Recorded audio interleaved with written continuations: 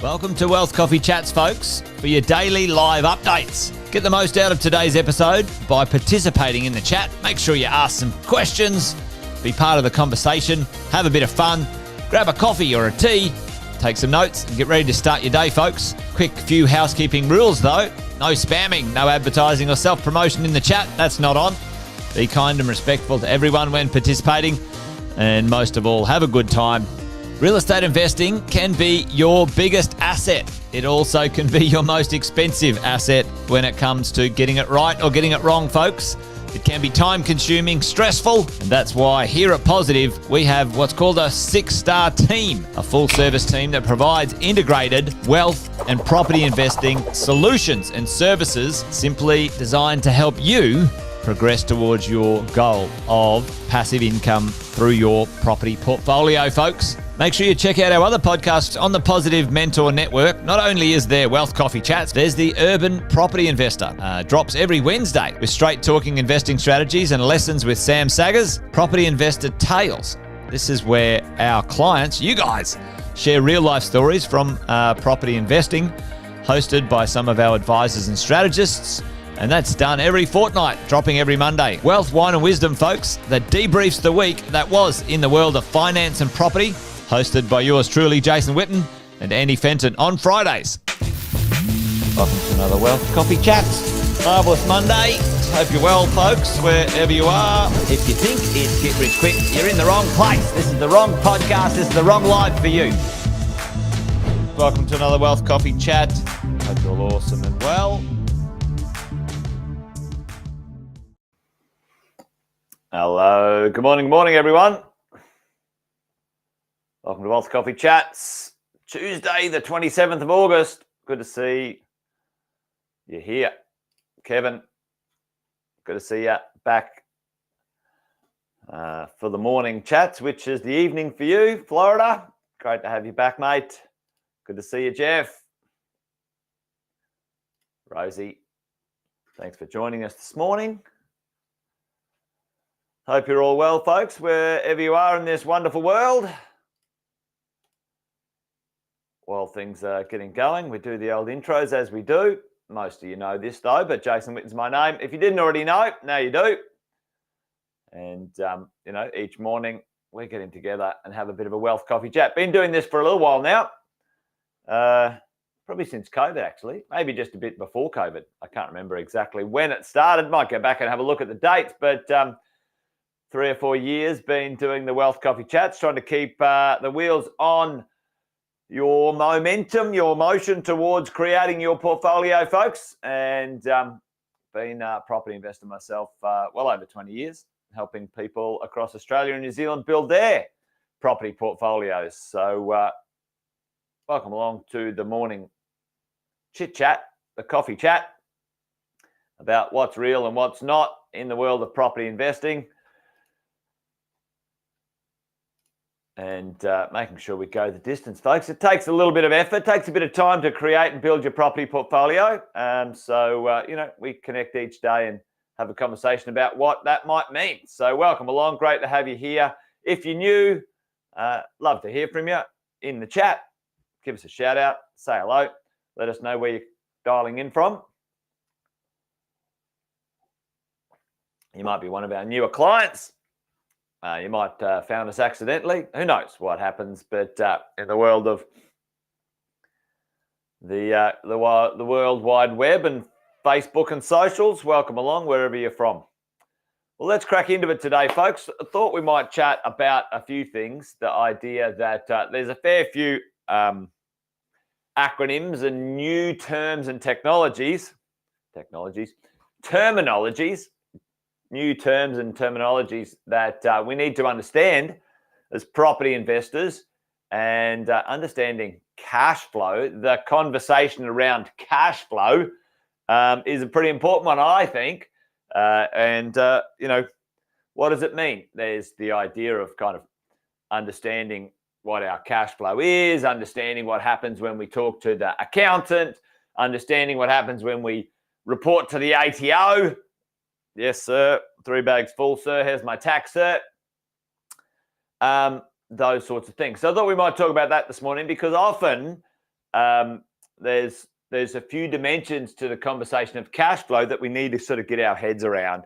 And I want to sort of, maybe share a little bit of insight to that one today. So there's 3 different versions of the world, really, at the end of the day, when it comes to cash flow and reporting on how our properties are doing. Put them in the chat for me, folks. How do you talk about the cash flow of your property? What is the terminology that you've heard? Chuck a few in the chat. I wonder if there's some different versions of the world that are going around. But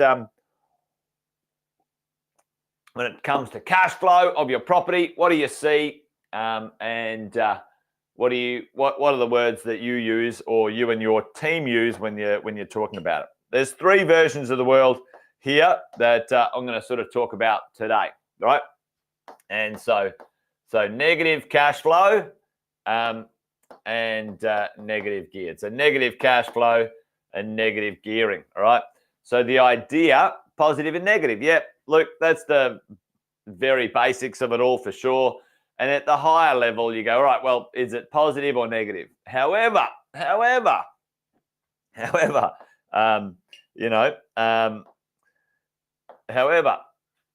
are those sort of things. You go, all right, well, at this end of town, it's positive cash flow, and still you would say over here,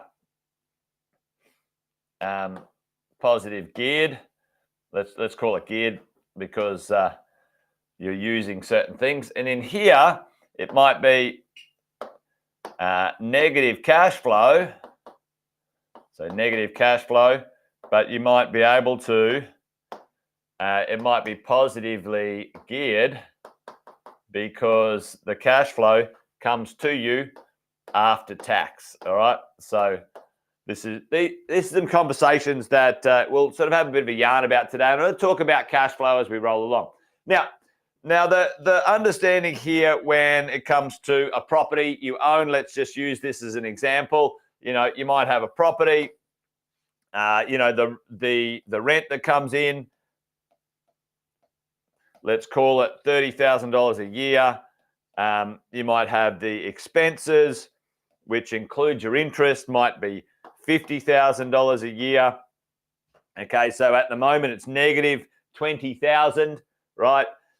You might get an offset of $10,000 in for tax deductions and other bits and pieces if you're able to offset it against your cash flow. And at the end of the day, after tax, so before tax, negative cash flow, and after tax, which is gearing. So this is after tax and this is before tax, okay? The cash flow is negative before tax, so the rent does not cover any of the costs, which includes the rates, insurance, and that sort of stuff. And then when you factor in your tax deductions and your offsets and whatever it might be, even with some tax back, it's still negative cash flow. So this one, negative, if possible, to be avoided. If possible, right? Now, at the moment, a lot of good quality properties are in this zone here, okay, which is, I'm going to talk about this in a minute, in this zone here, which is bridging here, and we'll talk about buffers and how we use buffers, cycling this stuff, right? So it's negative cash flow before tax, it's negative cash flow after tax, and you have to top it up out of your extra income. So, not many of us can sustain that for a long time. How do we manage that if we're choosing those types of properties? Because sometimes those types of properties have some capital growth potential that we want to own. We'll talk about that in a minute. And this one here, which is kind of the Goldilocks zone. So over here, actually, we'll go the other end, right? Positive cash flow. So, here's a house, here's a property. The rent comes in, it's $30K. The expenses are $20K, okay, which is fabulous. And then you might, what happens in this circumstance, the tax deductions, right? The tax deductions, you've got positive cash flow here. So it means it adds to your tax. So you have to pay some extra tax rather than getting tax back. not the end of the world, by the way. So you might have to pay some tax and you'll get, that might be positive cash flow 7K. Okay, so positive cash flow 7K. Now, the challenge is, folks, yeah, perfect, Luke. I love it. The challenge is down here. Often this type of property is in places and spaces that, aren't necessarily the right type of property we want to grow in our portfolio to begin with, where we purchase them straight like this. Often most properties will turn into properties like this, right? So let's have a look in the middle here, which is kind of the Goldilocks zone, where often we've got a property that might be, negative cash flow. You've got your 30K coming in. You might have expenses of 30K, so it's kind of, it hasn't made any money, like from a cash flow point of view. We haven't accounted for capital growth here. This is just cash flow. 30 in, 30 out, and then you get some tax back, and it's positive cash flow after tax. So you get 5K back, okay? So what happens is it was negative before tax, and then after tax it was positive, 5K, okay? Now, that's a cash flow scenario. So that's cash flow, so money going back in your pocket. You can claim that back weekly, fortnightly, monthly when it comes to our portfolio. Depends on how you're structured tax-wise. Luke's saying he's done his tax returns and he's just got a benefit at the end of the year, which is great. 25K replenishing the buffer. All right, so which is fantastic, which leads me to the next conversation. So depending on where you are with your property and your portfolio, you might mix and match sometimes. We used to do a conversation where we go, right, a capital growth property often has some lower cash flow. A lesser capital growth property sometimes have some higher cash flow, and we can, we can connect them together in that sort of as we go. Yeah, you're right. You're right, Tim. Never seem to get enough of the tax back. You're dead right.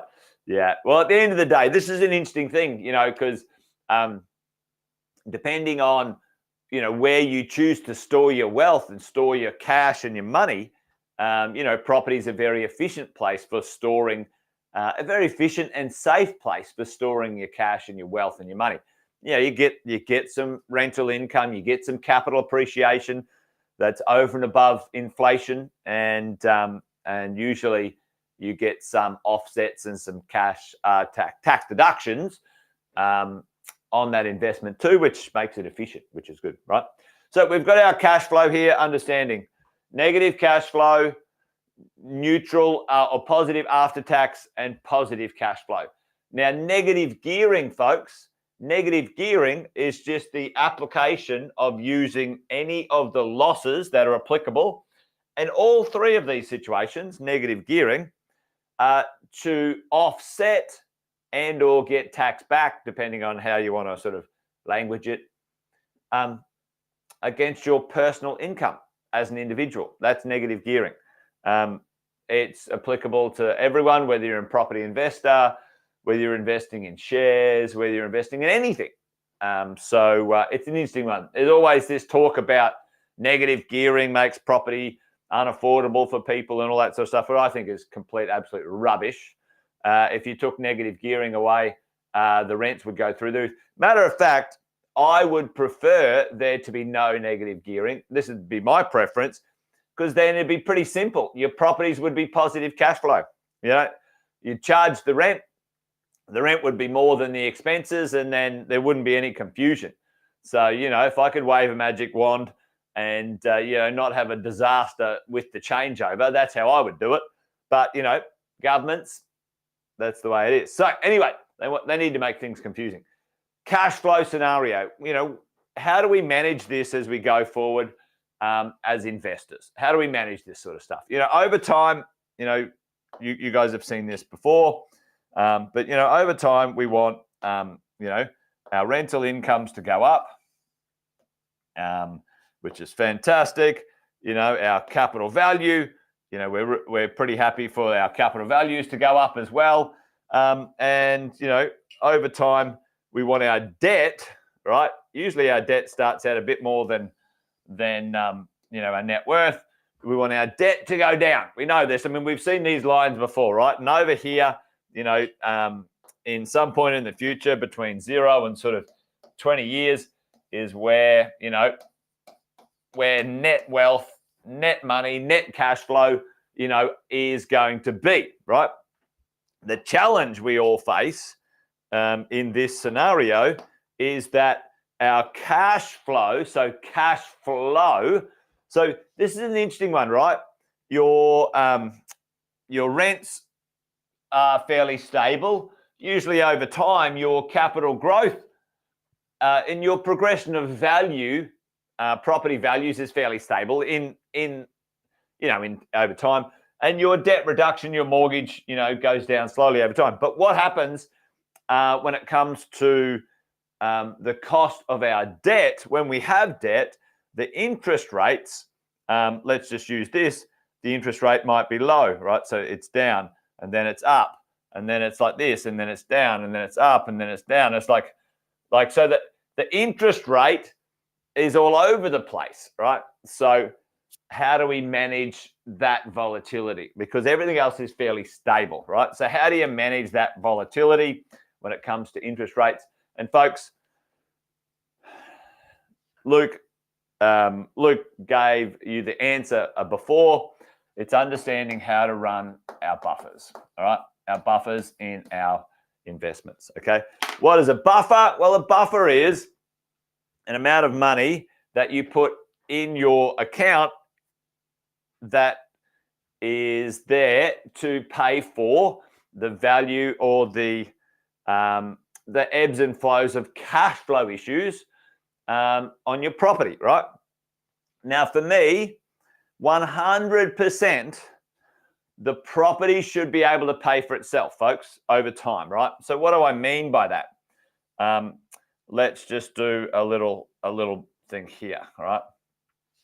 Let's say you start out and you buy a property, let's call it 700K, and you might put some cash or some equity in. Let's just say you put 100K in here, and you've got a $600,000 mortgage. All right.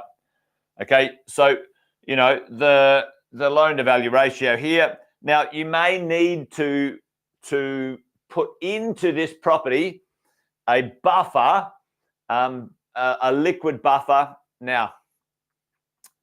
It doesn't mean it sits in this property here, by the way, folks. It could be sitting in your offset account in your personal place of residence. Just understand that. But, what buffer, which is like a backup amount of money, cash, liquid capital that you've got that you can have sitting against this property or for this property to weather the storm, all right? Weather the challenges, okay?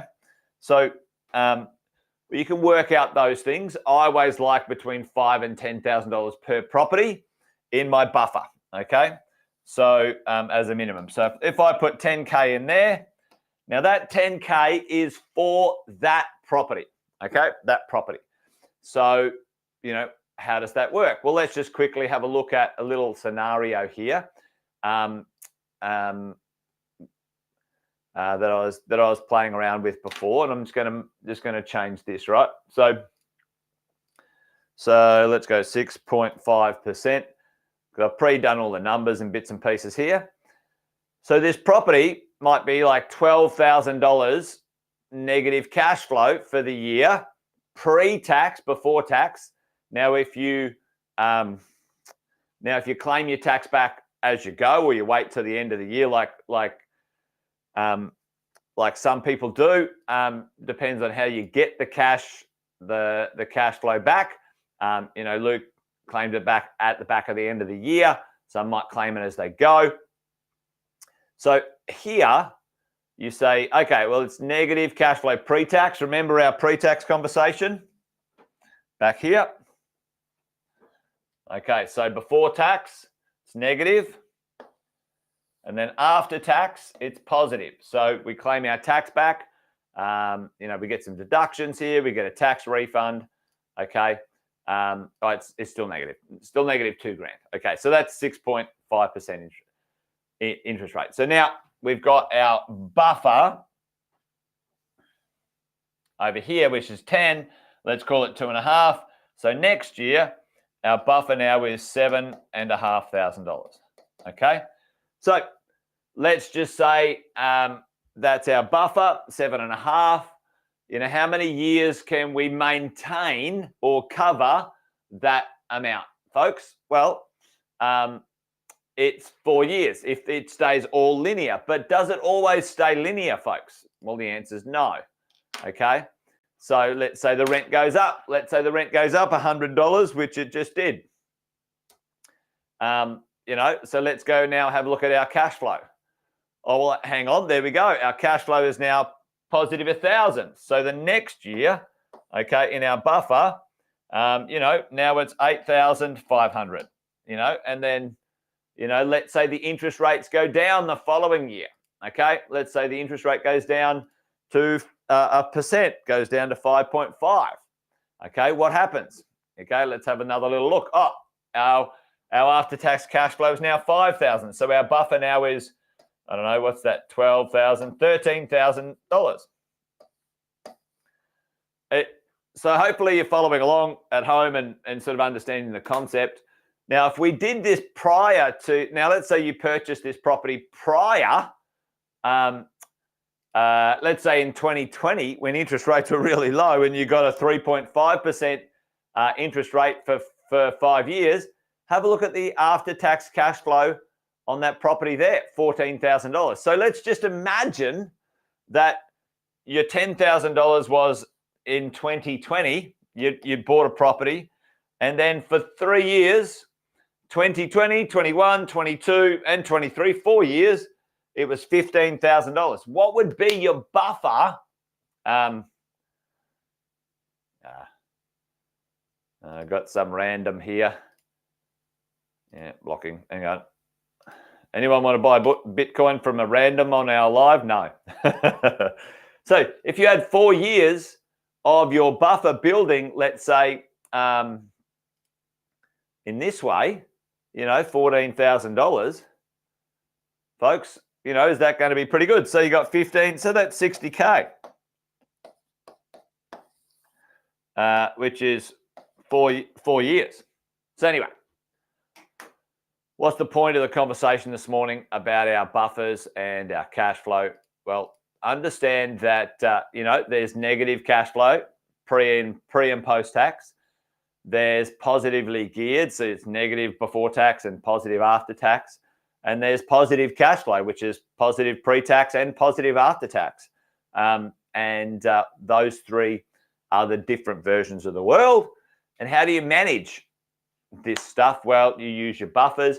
And folks, if you have any tax back, just like Luke did, it goes in your buffers, your tax deductions and capital growth in your property, because you can reset those loans and replenish your buffers. Not only you get your tax deductions back, but you replenish your buffer with capital growth, folks, is to pay for the properties, right? You should be able to structure yourself effectively within the first 3 to 7 years of that property's the property's ownership, that the property will always be paying for itself. It pays its own way. Pays its own way from the rents, pays its own way from the tax deductions it gets back from your taxes. It goes back into your properties, not back into your pocket. And it pays its own way from its equity capital growth, using some of that growth to replenish buffers to continue to pay for that property. Okay. Hopefully that made sense. Does that make sense? Anyway. All right, folks. Well, that's it from me this morning. Hey, good morning, Rodney. Good to see you. Thanks for joining us. Cole, yeah, we haven't seen you for a while. Hope you're well, Cole. Good to see you back in the Wealth Coffee Chats. Well, that's it from me, folks, today. Thanks for joining. As always, remember, this thing's a marathon, not a sprint. It takes time to build this portfolio, folks. Remember, buy well, don't sell, unless it's strategically clever for you to do so. There we go. We've added it in, but it doesn't sound as good, I don't think. Anyway, that's it. I'm just rambling now. All right, folks, take care. Bye for now. See you tomorrow, actually. Tomorrow, the team will be on it'll be the property management team. So join them tomorrow for Wealth Coffee Chats. Bye-bye, folks. Cheers. Episode of Wealth Coffee Chat, folks. Make sure you like, subscribe, and turn on your notifications so you never miss a thing when we go live. Improve your portfolio and investing game, folks, with Wealth Coffee Chats live every morning at 8:10 each weekday. Make sure you join us. Previous episodes are also available wherever you get your podcasts, folks, as well as our other podcasts from the 6-Star team here at positivementor.com.